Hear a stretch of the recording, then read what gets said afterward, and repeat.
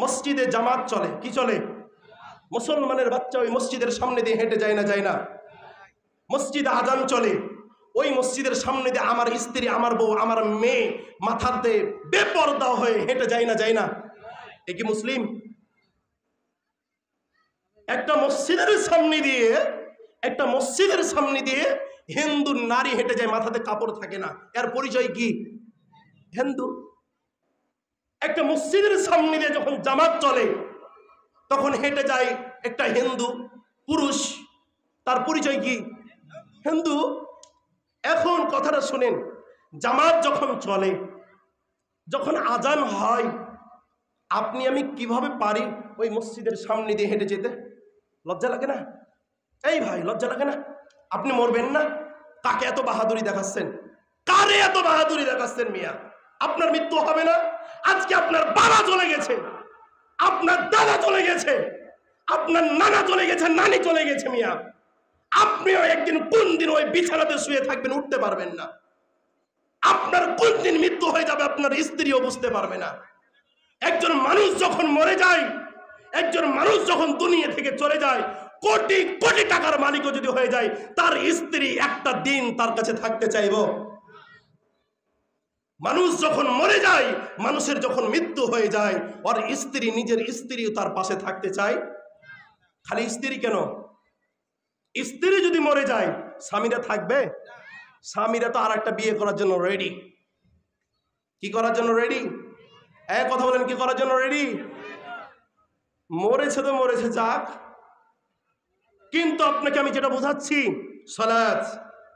সালাত যদি আদায় না করেছেন জান্নাত পাবেন না। আমার মসজিদে আমি এলান করে দিয়েছি, আমার মসজিদে আমি বলে দিয়েছি, যে সালাত আদায় করবে না তার জানাজা আমি পড়বো না। আমি ইব্রাহিম খলিল কি পড়বো না? পড়ি না জানাজা। যেই বেনামাজি, যেই বেরোজাদার, যেই আল্লাহকে চিনে না, যেই রবকে চিনে না, ওই ব্যক্তিকে আমি ইব্রাহিম খলিল বিন ইসমাইল মুসলিম তাকে চিনি? আরে যে রবের ইবাদত করে না, যে রবকে মানে না, যে রবকে অনুসরণ করে না, আমরা তাকে অনুসরণ করব না। যে রবের কথা বুঝে না, রবকে মানতে চাই না, তার জানাজাতে আমরা যাব না।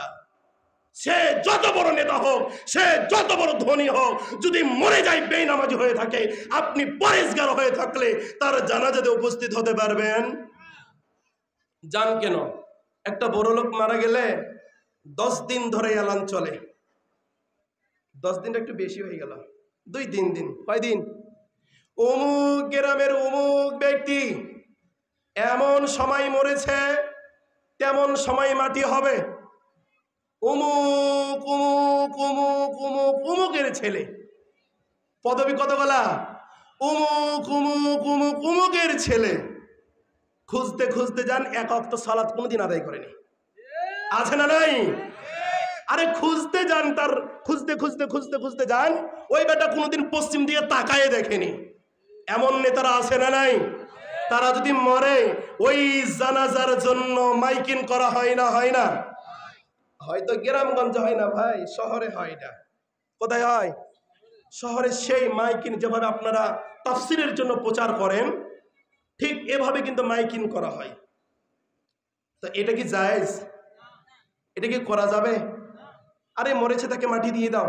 কিন্তু আপনাকে যেটা বলছিলাম, যদি বেনামাজি হয়ে মারা যান, যদি সালাত আদায় না করেন, যদি মসজিদে না যান, যদি রবের ইবাদত না করেন, আল্লাহ রাসূল সাল্লাল্লাহু আলাইহি সাল্লাম বলছেন, সে মরেছে, তাকে রেখে দাও। সে মরেছে, তাকে গরু, শিয়াল, বিলায়ের মতন তাকে চালিয়ে ফেলে দাও বন জঙ্গলে, কুকুরে কুত্তাতে কাটা খেয়ে নেবে, তাকে মাটি দিতে হবে। নাউজুবিল্লাহ বলেন না? এই বেটা, যেই সালাত আদায় করে না, তার আবার কিসের জানাজা? বেটা যেই কোনোদিন আল্লাহর জন্য সালাত আদায় করতে পারেনি, ওই বেটা যদি মূর্খ নাদান যদি মারা যায়, ওই নাদান যদি মারা যায়, ওই বেটার জন্য আমরা সালাত আদায় করব? কথা আমার বুঝতে পারছেন না? যে আমার রবের জন্য সালাত আদায় করে না, কার জন্য সালাত আদায় করে না? কথা বলেন, কার জন্য সালাত আদায় করে না? যেই ব্যক্তি রবের জন্য সালাত আদায় করে না, যেই আল্লাহকে সন্তুষ্ট করার জন্য সালাত আদায় করে না, ওই ব্যক্তি যদি মারা যায়, সালাত কি তার জন্য আদায় করা যাবে? জানাজাতে যান কেন? নিজের বাবা, কার বাবা?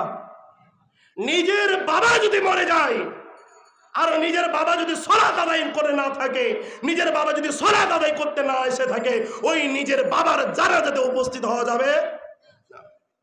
দলিল রাসূলুল্লাহ সাল্লাল্লাহু আলাইহি সাল্লাম। কি রাসূলুল্লাহ সাল্লাল্লাহু আলাইহি সাল্লাম কি দলিলটা কি? তাহলে দেখেন, রাসূলুল্লাহ সাল্লাল্লাহু আলাইহি সাল্লাম আল্লাহকে বললেন। কাকে বললেন?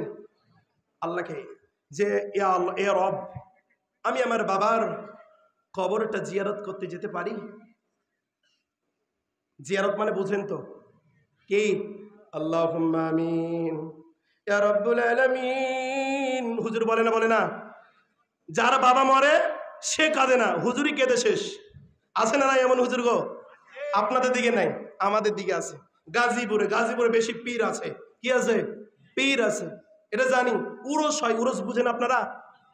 না, বেশিরভাগ মানুষই উরস বুঝে না। কারণ আমাদের চাঁপাইনবাবগঞ্জের বেশিরভাগ মানুষ আলহামদুলিল্লাহ এগুলোর ভিতরে কি নাই? যুক্ত নাই।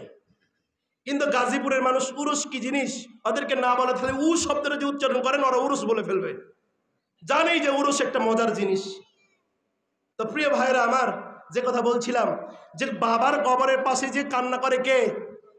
হুজুর কান্না করে। অথচ হুজুর এই দৃষ্টিকে তার বাড়ি না। কান্না করলে কয় টাকা পাবে?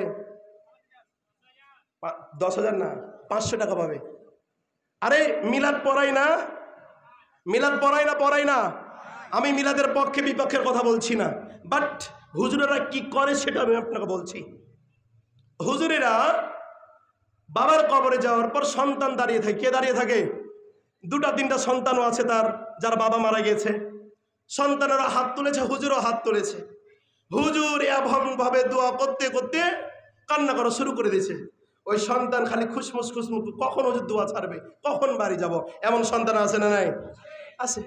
প্রিয় ভাইরা আমার, যে কথা আপনাকে বলতে চাচ্ছিলাম, যে কথা আপনাকে আমি বোঝাতে চাচ্ছিলাম, সালাত কি আদায় করা যাবে? আবার বলেন, করা যাবে? করবেন ইনশাল্লাহ? আবার বলেন ইনশাল্লাহ। যতদিন জীবনে জীবিত থাকবেন, যতদিন জীবনে জীবিত থাকবেন, যতদিন জীবনে জীবিত থাকবেন, যতদিন জীবনে জীবিত থাকবেন, যতদিন আপনার নিঃশ্বাস চালু থাকবে, যতদিন আপনি কথা বলতে পারবেন, যতদিন আপনার রক্ত চালু থাকবে, কোনোদিন সালাতকে ত্যাগ করব না ইনশাল্লাহ। আবার বলেন ইনশাল্লাহ। সালাত ছাড়া কবরে জায়গা পাওয়া যাইব? কবর জায়গা দিবে না। মালাকুল মাউত ভালো আচরণ করবে না।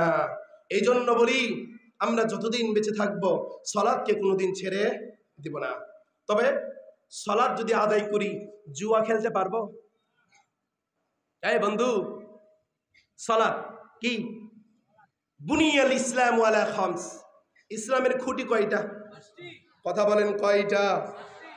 যারা জোরে বলছে না তারা জানে না ইসলামের খুঁটি কয়টা। আবারও বলতে হবে, কয়টা? মা ও বোন, আপনি কি জানেন ইসলামের খুঁটি কয়টা? অবশ্যই জানে আপনার স্ত্রী অথবা মেয়ে, আপনার বোন। ইসলামের খুঁটি কয়টা? 5টা। এই 5টার ভিতরে সালাত আছে না নাই? যদি সালাত সঠিক থাকে, আল্লাহ রাসূল তো বলছে যে সালাত যদি সঠিক থাকে তাহলে তোমার সমস্ত ইবাদত কবুল হবে। আর যদি সালাত যদি সঠিক না থাকে, কি হবে না? ইবাদত কবুল হবে না। মানুষ যদি সালাত আদায় না করে, সে ব্যক্তি জুয়া খেলতে পারে না? পারে না?